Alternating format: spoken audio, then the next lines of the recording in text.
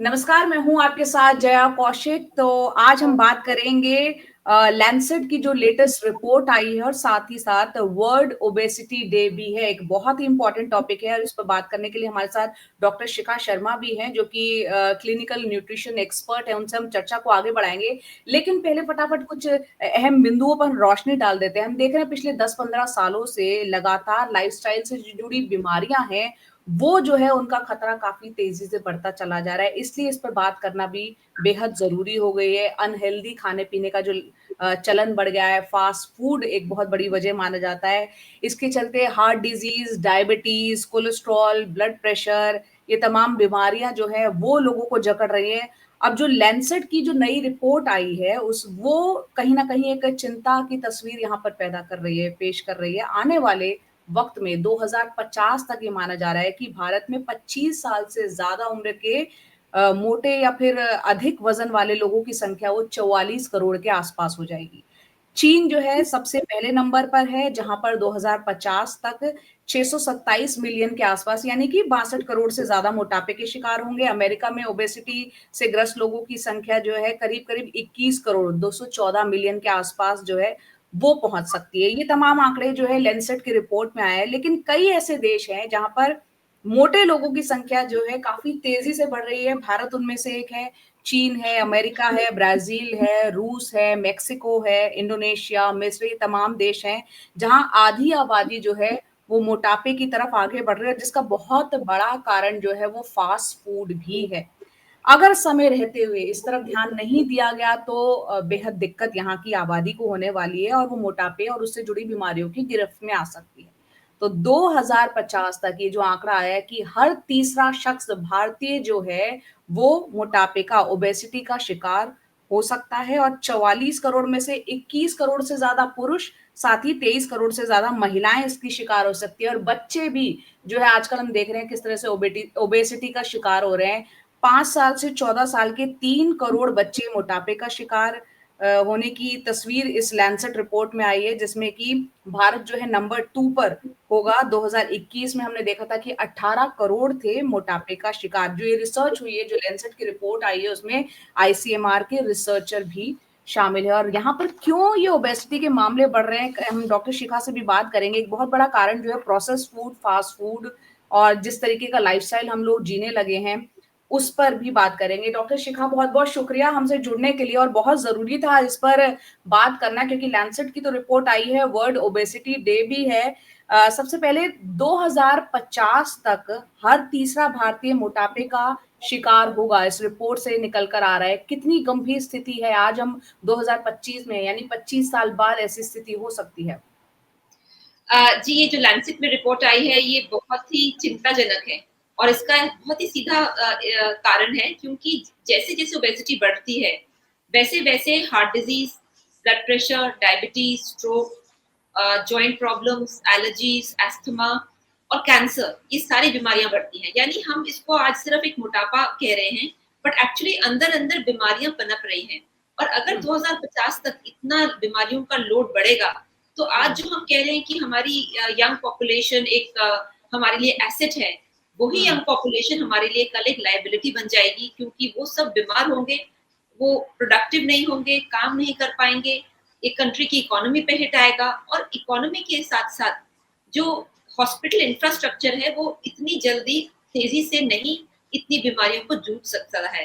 यहाँ हुँ। पे मैं एक चीज़ और कहना चाहती हूँ कि एक फैमिली में जब एक जने को कैंसर होता है, तो वो बिलो द पॉवर्टी लाइन तक उसको धक्का दे सकता है, पुश कर सकता है। तो इमेजिन जब इतने लोग बीमार पड़ेंगे अलग-अलग बीमारियों से, तो इकोनॉमिक कंडीशन कंट्री की क्या रह जाएगी? ये बहुत बड़ा सवाल है। बिल्कुल, आप बता रही हैं अगर यंग जनरेशन इसकी ग्रस्त में आता है, तो किस तरीके से इसका ओवरऑल इम्पैक्ट देखने को मिल सकता है। तो सरकार के स्तर पर सबसे पहले अगर हम वो बात करें, क्योंकि ये वाक़ई में एक चिंता की बात है। हर तीसरा शख्स अगर भारतीय 2050 में ख़ास तौर से हम देख रहे हैं 25 साल से ऊपर का वर्ग का सदस्य कोई भी शख्स जो है वो अगर इसका शिकार होगा, तो सरकार के स्तर पर क्या किया जाना चाहिए पहले तो? सबसे पहले जैसे कि जो ऑनरेबल प्राइम मिनिस्टर हैं, उन्होंने एक इसका ऐलान किया कि भई ओबेसिटी और आपको ऑयल कम खाना है, तो एक शुरुआत वहाँ से हुई है। एक जो एक कंट्री के जो प्राइम मिनिस्टर होते हैं, उन्होंने खुद इसमें अपना एक नजरिया रखा है कि हमें हेल्दी होना है। अब आई थिंक इसकी 3-4 तरीके से हो सकता है। एक तो स्कूल हेल्थ प्रोग्राम एक बहुत बड़े स्तर पे हर स्कूल्स में तैयार करना चाहिए, क्योंकि स्कूल एक ऐसी जगह है जहाँ पे आप एक प्राइमरी प्रिवेंशन कर सकते हैं। बिकॉज़ जब एक इंसान बड़ा हो जाता है, बीमार हो जाता है, तो सेकेंडरी प्रिवेंशन की नौबत आती है। बट प्राइमरी प्रिवेंशन स्कूल्स में शुरू होता है। यानी करिकुलम में एक तो न्यूट्रिशन जुड़ जाना चाहिए। न्यूट्रिशन और फिटनेस के लिए मार्क्स ज़रूर होने चाहिए, नंबर होने चाहिए, जो एक समय पे एनडीटीवी ने भी ये एक मुहिम शुरू करी थी कि marks for fitness, marks for health. तो ये बहुत ज़रूरी है कि ये शुरू होना चाहिए।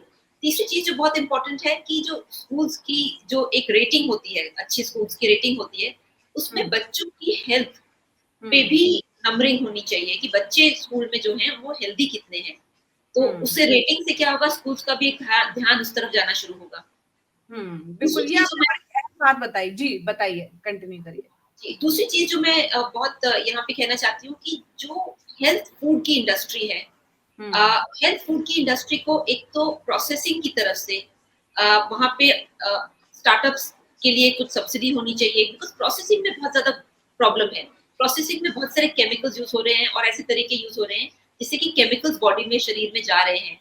तो प्रोसेसिंग इंडस्ट्री में एक रेवोल्यूशन चाहिए, जहाँ पे स्टार्टअप्स अ, अगर आएँ और उनको इस तरह से सब्सिडी मिले या उनको इंसेंटिव्स मिले कि more and more startups come into processing industry.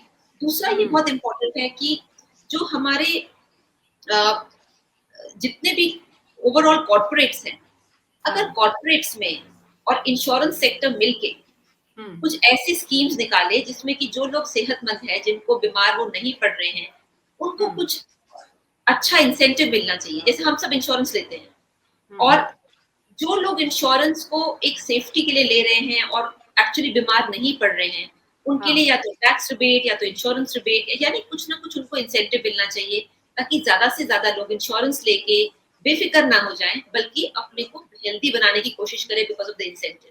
So corporate and insurance sector has to come together. फिर नेक्स्ट कुछ पॉलिसी चेंजेस ज़रूर होने चाहिए, जैसे हेल्थ और जो फिटनेस सेक्टर है, अभी उसमें बहुत हेवी टैक्सेशन है, 18% टैक्सेशन है। तो अगर इतना टैक्सेशन रहेगा तो ये जो सेक्टर है उसकी प्राइसेस जो हैं वो आम एक मिडिल क्लास के दायरे से बाहर हो जाएंगी। तो यहाँ पे भी जो एक हेल्थ जो हॉस्पिटल को जो एक रियायत मिलती है, सब्सिडी मिलती है, वो एक फिटनेस और न्यूट्रिशन सेक्टर को भी कुछ मिलना चाहिए ताकि उनमें टैक्स कम हो, 18% और इतना ज़्यादा टैक्स ना हो। बिल्कुल। काफ़ी कई पॉइंट्स आपने यहाँ पर बताएँ और उम्मीद करते हैं हमारी ये चर्चा जो है अगर सरकार तक ये बात पहुँच रही होगी तो कहीं न कहीं इन बातों पर गौर करेगी। एक इंडिविजुअल की अगर बात की जाए, जिस तरह का लाइफ़स्टाइल आज की जनरेशन ही नहीं बल्कि सभी लोग क्योंकि सब बहुत-बहुत घंटे मोबाइल पे लग रहे हैं, इस तरह का लाइफ़स्टाइल कि आप थोड़ी-सी दूरी के लिए जाना है तो आप गाड़ी का इस्तेमाल कर रहे हैं, पैदल नहीं चलते हैं।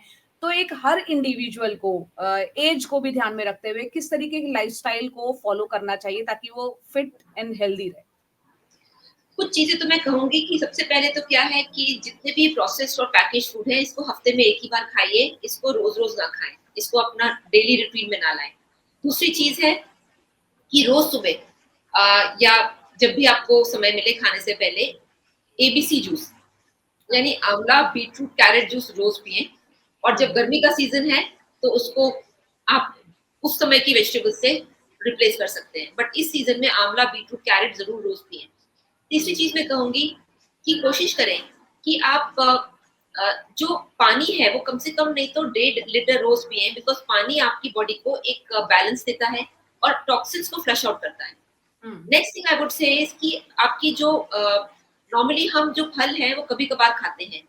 रोज़ में कम से कम 2 से 3 फल रोज़ खाने हैं, चाहे वो अमरूद है, चाहे केला है, चाहे पपीता है, क्योंकि बहुत महँगे फल मैं नहीं सजेस्ट कर रही, बट अगर आप अफ़ोर्ड कर सकते हैं तो फिर तो जो बहुत ही भी सारे फ्रूट सीज़नल फ्रूट है वो खाएँ क्योंकि तादाद में होंगे तो ज़ाहिर-सी बात है वो रीज़नेबल भी होंगे। और मैम एक फ्रूट्स को लेकर एक माना जाता है कि सबकी फ्रूट चाट खा लेना बेहतर होता है या एक इंडिविजुअल को होलसम अकेले एक फ्रूट खाना चाहिए? क्योंकि उसको लेकर भी कई तरीके की बातें होती हैं। देखिए, आइडियल तो होता है कि अगर आप इंडिविजुअल फ्रूट खाएँ, क्योंकि हाँ, उसमें उसका डाइजेशन थोड़ा बेहतर होता है। बट हाँ, हाँ। अगर आप फ्रूट चाट बनाना चाहते हैं, तो आपको सिर्फ़ एक चीज़ का ध्यान रखना है कि जो मेलन्स होते हैं, जैसे खरबूज और तरबूज, उसको फ्रूट चाट में ना डालें, उसको अलग ही खाएँ, बाकी चीज़ों को आप फिर भी मिला सकते हैं। ठीक, ठीक है। और एक चीज और इस रिपोर्ट में सामने आई है कि बच्चे जो हैं 5 से 14 साल के 3 करोड़ बच्चे जो है मोटापे का शिकार आने वाले वक्त में हो सकते हैं। तो बच्चों में ये ओबेसिटी का बढ़ने का एक कारण क्या है? फास्ट फूड, प्रोसेस फूड की इनटेक ज्यादा होना? उसके 2 कारण हैं। सबसे पहले तो ऑफ कोर्स फास्ट फूड और इस तरह के प्रोसेस्ड फूड का इंटेक बहुत ज़्यादा बच्चों में बढ़ गया है बिकॉज़ बच्चे बहुत इम्पल्सिव होते हैं। तो जैसे ही उनको भूख लगे वो एकदम से कुछ प्रोसेस्ड फूड या पैकेज्ड फूड की तरफ ही दौड़ते हैं। तो एक तो बड़ा कारण ये है, बट दूसरा बड़ा कारण अगर आप देखिए कि हमारे देश में जो वीडियो गेम्स की इंडस्ट्री बहुत तेज़ी से बढ़ी है, वो इसीलिए बढ़ी है बिकॉज़ लोग खेल रहे हैं और लोग फिज़िकल गेम्स के बजाय वीडियो गेम्स खेल रहे हैं। तो आई थिंक अगर इस पे भी स्कूल्स में क्लासेस और मार्क्स अलग से हों, तो 2 घंटे एक्सरसाइज बच्चों को आराम से स्कूल में मिल जाएगी। तो कम आपने से कम बिल्कुल का जिक्र किया, इसका इम्पैक्ट ना सिर्फ आपके फिजिकल बॉडी बल्कि आपके सोशल बिहेवियर पर भी बहुत ज्यादा पड़ रहा है। बच्चों की मेंटल हेल्थ भी सफर कर रही है। बिल्कुल, बिकॉज़ उनके स्लीप पैटर्न्स बिगड़ रहे हैं, उनके हार्मोनल हाँ, पैटर्न्स बिगड़ रहे हैं, उनकी आईज़ में प्रॉब्लम आ रही है, उनके हाँ, पोस्चर्स खराब हो रहे हैं बिकॉज़ जो पोस्चर वीडियो गेम खेलने का है, वो काफ़ी झुका हुआ होता है। तो बहुत हुँ, यंग एज से उनके पोस्चर्स खराब हो रहे हैं। End of hmm. कोर्स जो लॉन्ग टर्म प्रॉब्लम आ रही है कि बच्चों को एक टीम में खेलने की अब आदत नहीं रही। वो अकेले अकेले रहने का और जो टीम प्लेयर्स होते हैं, जो टीम वर्क बिहेवियर होता है जो है, सोशल बिहेवियर वो नहीं सीख पा रहे हैं इसके चलते। बिल्कुल, तो वो सोशल बिहेवियर अगर ना सीखे तो आगे जाके इसमें बहुत बड़ी-बड़ी प्रॉब्लम्स आने वाली हैं। बिल्कुल, बिल्कुल। मैम एक चीज़ जो बहुत लोगों के मन में उठते हैं कि आजकल सब लोग डाइट कॉन्शियस भी, जहाँ एक तरफ हम देख रहे हैं इस तरीके का लाइफ़स्टाइल हो रहा है, कुछ लोग जो है वो डाइट कॉन्शियस भी है। घी को लेकर क्या कहा जाता है? एक वक़्त हुआ हुआ करता था कि अगर शरीर में ताकत लानी है तो घी का इस्तेमाल को अच्छा माना जाता था। आज जो है घी से भी बचने की बातें होती हैं, तो 2 अलग-अलग बातें हैं। आप क्या सजेस्ट करेंगी उसको लेके? सबसे पहले तो मैं कहूँगी कि ऑर्गेनिक घी खरीदें, क्योंकि पहले जो घी होता था वो ऑर्गेनिक था और ऑर्गेनिक का मतलब है कि जो गाय है, जो बफलो है, उसको केमिकल्स, उसको हॉर्मोन्स वगैरह नहीं दिए जाते थे। तो कोशिश करें कि ऑर्गेनिक उस तरह का घी लें जहाँ पे जो इस तरह के हॉर्मोन्स और केमिकल्स गाय को नहीं दिए गए हैं। दूसरी चीज़ जो इम्पोर्टेंट है कि नेचुरली घी की जो क्वांटिटी है उसे कंट्रोल में रखें। हुँ, एंड जो तीसरी चीज़ बहुत इम्पोर्टेंट है कि घी का मतलब ये नहीं है कि हम उसको फ्राई में यूज़ करें बहुत ज़्यादा। इवन दो हुँ, उसका जो बॉइलिंग पॉइंट काफ़ी होता है हीटिंग पॉइंट, हुँ, घी को कम मात्रा में यूज़ करें, जैसे पहले यूज़ होता था कि ज़रा-सा घी आप चपाती पे या फुल्के पे या पराठे पे हल्का-सा घी लगाते थे। तो उतना हुँ। ही यूज़ करें, उसको फ्राइंग और पूरी और इस तरह में मत यूज़ करें, वो बहुत ज़्यादा हो जाता है। जी, चलिए बहुत ही सार्थक आपके साथ ये चर्चा रही। जाते-जाते आप कहना चाहेंगी कुछ टिप्स देना चाहेंगी? जी, बिल्कुल, मैं कहूँगी सुबह उठ के पहले तो आप नॉर्मल चाय के बजाय हर्बल काढ़ा पीजिए, जिसमें तुलसी, हुँ, इलायची अ, अदरक और इस तरह के कई हर्ब्स होंगे जिससे कि आप एकदम फ्रेश फ़ील करें। रोज़ आँवला ज़रूर खाएँ बिकॉज़ आँवला एक तरह का एक रसायन है, एक सुपर फूड है। अपनी खाने से पहले अगर आप शुरुआत से पहले अगर आधा प्लेट सैलेड खाएँ, तो आपका डाइजेशन सही रहेगा। एंड रात का खाना अर्ली खाएँ, अगर अर्ली नहीं खा सकते तो हल्का खाएँ। जी। चलिए बहुत इम्पोर्टेंट बातें आपने हमारे दर्शकों के साथ शेयर की है। डॉक्टर शिखा शर्मा बहुत-बहुत शुक्रिया हमसे जुड़ने के लिए। उम्मीद करते हैं जो हमारे जो दर्शक हैं उनसे उनको कहीं न कहीं फ़ायदा पहुँचेगा इन तमाम बातों को ना सिर्फ़ सुन के बल्कि उसको लागू करके भी। Thank you ma'am, thank you so much. Thank you so much.